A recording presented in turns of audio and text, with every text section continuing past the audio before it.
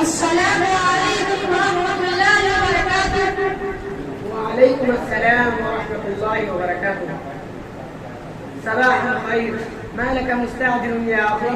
وماذا في هذه الحقيبة التي تركبتها والرباط التي علقتها؟ أذهب إلى المدرسة قد تم القبول إلى هذه السنة.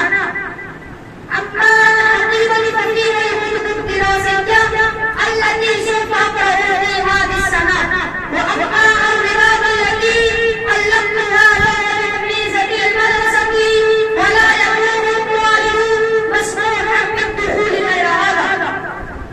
أنا كذلك ذاهب إلى مدرستي وقد تم الالتحاق بها في هذه السنة الحمد لله. عفوا، لو عرفتني عن اسم المدرسة والقسم الذي تدرس فيها.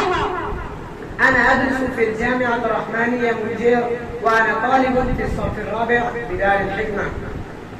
سمحا، لو كنت تلقي سمعا عن علماء المدرسة.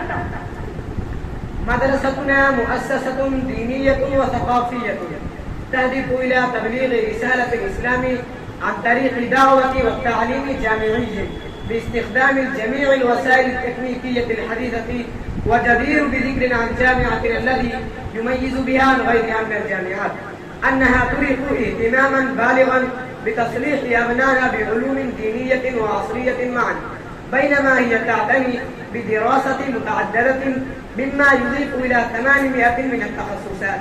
وقسم الحفاظ أن الدرس في هذا القسم على 10 فصول، ومن ميزات هذا القسم أن يكون تعلم العلوم الدينية وعصرية معا إلى مرحلة الثانوية، وتحصل إلى جميع مهارة وقدرة العربية والإنجليزية قراءة وكتابة وخطابة ونطقا، إضافة إلى نشاطة الرياضة البدنية. ما شاء الله، هذا حسب الحظ كيف نلتحق بها. ما أمكن الالتحاق بهذه الجامعة إلا بشرائط، على رأسها أن يكون الطالب أقل من 10 سنوات وحافظا 3 أجزاء من القرآن الكريم وغير ذلك. الحمد لله، عمري أقل من 10 سنوات وحفظت 3 أجزاء من كتاب الله. ومتى تستقبل طلابها؟ تستقبل من 10 شوال إلى 15. جزاك الله خير يا أخي، وشكرا على هذه المعلومات. وعليكم السلام.